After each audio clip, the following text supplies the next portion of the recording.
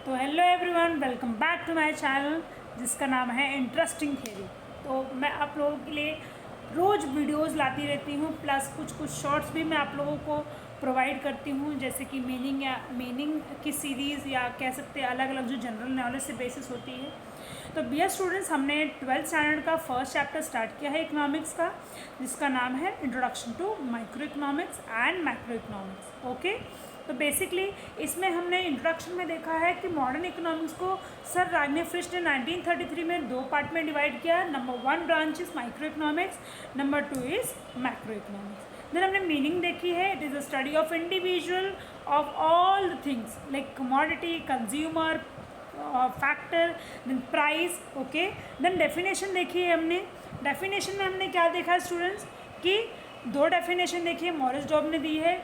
In short अगर मैं बात करूं तो माइक्रोस्कोपिक स्टडी यानी कि डीप में जाके हर एक चीज़ को स्टडी करते हैं, करेक्ट है। फिर हमने स्कोप ऑफ माइक्रो इकोनॉमिक्स देखा, इसमें तीन थियरी है। Number 1 is theory of product pricing, number 2 is theory of factor pricing, number 3 is theory of economic welfare. ठीक है, चलो, तो हमने फिर सेकंड लेक्चर में देखा है features of micro economics, then हमने देखा है importance of micro economics.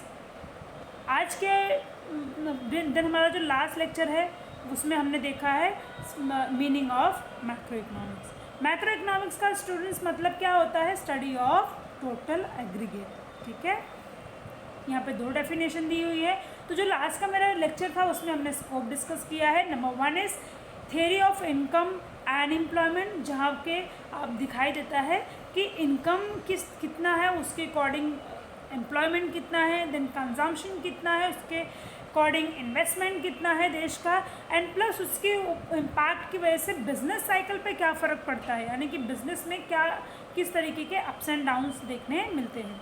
Theory of price, तो यहाँ पर हमें देखने मिलता है कि प्राइस की वजह से क्या इफेक्ट देखने मिलता है, किसमें? मार्केट पे। मार्केट में क्या देखने मिलेगा स्टूडेंट्स? इन्फ्लेशन और डिफ्लेशन देखने मिलेगा, या तो महंगाई हो जाएगी या तो सस्ता हो जाएगा। Then theory of economic growth and development, just because of under development और पॉवर्टी, यहाँ पे ग्रोथ और डेवलपमेंट में बहुत सारी प्रॉब्लम्स देखने के लिए मिलती है। मैं थियरी ऑफ डिस्ट्रीब्यूशन में 4 फैक्टर ऑफ प्रोडक्शन है, जिसमें हमें 4 फैक्टर ऑफ पेमेंट मिलता है। Number 1 is rent, number 2 is wages, number 3 is interest and the last 1 is profit. ठीक है, तो आज के लेक्चर में स्टूडेंट्स हम लोग लिखने वाले हैं फीचर्स ऑफ मैक्रो इकोनॉमिक्स। ठीक है, सबसे पहला जो फीचर है स्टडी ऑफ एग्रीगेट। अब इसका मतलब क्या होता है स्टूडेंट्स? पूरे होल को स्टडी करता है। एग्रीगेट को हम लोग होल या फिर टोटल भी कहते हैं। So macro economics deal with the study of economy as a whole. It is concern with the aggregate concept of such as किसको नेशनल इनकम। नेशनल इनकम का मतलब मैंने बताया है आपको, total income of a nation called as national income. National output, कितना output आया है देश को। नेशनल एम्प्लॉयमेंट, देश में कितनी एम्प्लॉयमेंट है।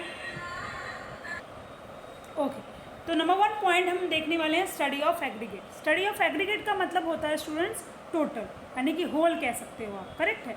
तो बेसिकली ये क्या क्या चीज़ों को स्टडी करता है? सबसे पहला है नेशनल इनकम को स्टडी करता है। नेशनल आउटपुट, नेशनल इनकम क्या होता है student? Total income of a nation called as national income. Total output क्या होता है? देश को कितना अमाउंट ऑफ प्रॉफिट मिला है, लॉस मिला है, called as national output. National employment, देश में रोजगार कितने हैं, यानी कि एम्प्लॉयमेंट सोर्सेस कितने हैं। जनरल प्राइस, अगर ये आपको सामने एक कोम दिख रहा है, अगर मैं एक सिंगल पर्टिकुलर कोम की बात करूँ तो ये इंडिविजुअल कोम हो जाएगा, लेकिन अगर मैं ये जहाँ पर प्रोडक्शन हो रहा है पूरा टोटल की बात करती हूँ तो ये हो जाएगा जनरल प्राइस लेवल। ठीक है, देन बिजनेस साइकिल का मतलब होता है ups and downs in the business. तो ये इन सारी चीज़ों को टोटल होल स्टडी करता है macro economics. Number 2 point is income theory यहाँ पे पाई जाती है। Okay, so macro economics studies the concept of national income, its different elements, method of measurement, social accounting. Then macro economics और किस deal करता है? Deal with the aggregate demand and aggregate total demand कितनी है, total supply कितना है, उसको भी स्टडी करने का काम कौन करता है? तो इनकम मैक्रो इकोनॉमिक्स करता है। So macro economics deal with the aggregate demand and supply and also explain the cause of fluctuation in the national income. National income में फ्लक्चुएशन क्यों आता है, चेंजेस क्यों आते हैं, अप्स एंड डाउन्स क्यों आते हैं, ये भी एक्सप्लेन कौन करता है, तो मैक्रो इकोनॉमिक्स करता है. Okay, and that is inflation and deflation. Next one is general equilibrium analysis. तो macro economic deal with the behaviour of large aggregate and functional relationship. General equilibrium deal with the behaviour, demand and supply price in the whole. इसको समझते हैं. तो general equilibrium का मतलब होता है कि जो बिहेवियर है स्टूडेंट्स का, उनका लार्ज या फंक्शनल रिलेशनशिप कैसा, किस तरीके का है. फंक्शनल रिलेशनशिप की बात करो तो अगर डिमांड होगा तो ही सप्लाई होगा, उसके अकॉर्डिंग प्राइस भी डिसाइडेड होगी, है ना, और वो होल इकोनॉमिक बेसिस पे होगा. इंटरडिपेंडेंसी का मतलब क्या, depend on each other, that's called as interdependency. Number one, macroeconomics analysis takes into account interdependence between aggregate economic variable. कौन कौन से, income, output, employment, investment and price level. या students हर एक चीज़ इंटरडिपेंडेंस है, क्योंकि अगर इनकम आएगा तो ही उसके हिसाब से आउटपुट होगा, और देश के पास पैसा रहेगा तो गवर्नमेंट एम्प्लॉयमेंट सोर्सेज बढ़ाएगी, इन्वेस्टमेंट करेगी, जगह जगह प्राइस लेवल को डिसाइडेड करेगी. ओके, आज के टाइम में हमारे भारत देश में गोल्ड क्यों इतना महंगा है, क्योंकि गवर्नमेंट को कस्टम ड्यूटी ज़्यादा पे करनी पड़ती है. तो दैट इज़ वाई यहाँ पे गोल्ड के मामले में इन्फ्लेशन दिखाई देता है. ओके, तो for example changes in the income in the level of investment will finally result into changes in the level of income. जैसे कौन कौन सी चीज़ है यहाँ पे, अगर इन्वेस्टमेंट चेंजेस होगा तो फाइनली रिजल्ट किस पे दिखेगा, लेवल ऑफ इनकम पे दिखेगा. मैंने अभी आपको बताया कि इनकम सोर्स कब बढ़ेगा, जब नेशन के पास पैसा होगा. सो कौन कौन सी चीज़ें बढ़ेगी, आउटपुट बढ़ेगा, एम्प्लॉयमेंट सोर्सेज बढ़ेंगे, इवेंचुअली इकोनॉमिक ग्रोथ भी होगा. आई होप आपको समझ में आया होगा. ठीक है, तो that is what they are interdepend on each other. Next one is lumping method. Lumping method का मतलब स्टूडेंट्स क्या होता है कि lumping method the study of whole economy rather than a part. पूरे इकोनॉमी यानी पूरे भारत देश की जो नेशनल इनकम उसको स्टडी करता है. According to professor Boulding, forest is an aggregate of tree but it does not reveal the properties of individual tree. अब मैंने आपको वही बताया कि पूरे जंगल के स्टडी को, पूरे जंगल को स्टडी करेगा, ना कि कोई इंडिविजुअल स्टडी करेगा, इंडिविजुअल पेड़ की बारे में नहीं बताएगा, वो पूरे होल फॉरेस्ट के बारे में बताएगा. This रिवेल the difference between micro economics and macro economics. मैंने आपको थोड़ा टाइम पहले ही बताया कि जंगल के बीचों बीच एक पेड़ है, उसकी स्टडी करनी वो माइक्रो इकोनॉमिक्स होगी, लेकिन पूरे जंगल को स्टडी करना है तो वो क्या हो जाएगा स्टूडेंट्स, वो मैक्रो इकोनॉमिक्स हो जाएगा. करेक्ट है.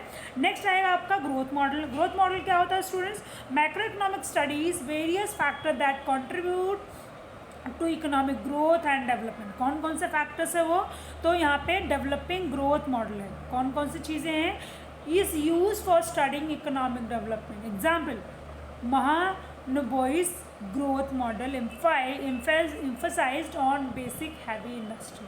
ठीक है, चलो नेक्स्ट वन आएगा जनरल प्राइस लेवल. आप सबको मैंने बहुत टाइम बताया है, फिर भी एक्सप्लेन करते हैं. Determination and the change in the general price are study in the macro economics.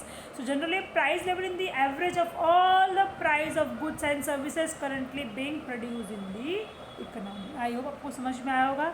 Policy oriented का मतलब क्या, हर एक चीज़ के लिए पॉलिसी बनी हुई है. जैसे एजुकेशन पॉलिसी हो गई, इन्फ्लेशन को कम करने के लिए पॉलिसी है, किसान की हेल्प करने के लिए पॉलिसी है. ठीक है, हर तरीके को पॉलिसी के थ्रू किया जा सकता है, सॉर्ट किया जा सकता है.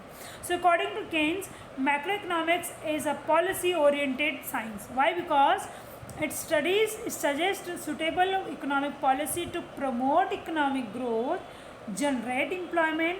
जैसे अब गवर्नमेंट ने जैसे मोदी जी का एक स्कीम है जिसका नाम है हम उसको क्या बोल सकते हैं, मेड इन इंडिया. ठीक है, मेड इन इंडिया की वजह से क्या होगा कि जो चीज़ें हम बाहर देश से यहाँ पर मंगा देते, या आत्मनिर्भर भारत की बात करें, तो वो सारी चीज़ें हमारे भारत देश में बनेगा, जिसकी वजह से लोगों को एम्प्लॉयमेंट मिलेगी और लोगों का इनकम सोर्स बढ़ेगा. करेक्ट है. नेक्स्ट आएगा control of inflation and depression. I hope आपको समझ में आए होंगे ये पूरे 8 पॉइंट्स. तो मिलते हैं नेक्स्ट लेक्चर में, और हम लोग नेक्स्ट लेक्चर में क्या देखने वाले हैं, इंपॉर्टेंस ऑफ मैक्रो इकोनॉमिक्स. ये हमारे फर्स्ट चैप्टर का लास्ट टॉपिक होगा. ठीक है, thank you so much everyone, and please like and subscribe my channel and give lots of love and Thank you so much. It's really pleasure. You are supporting, you are giving your lots of love. Thank you so much, everyone.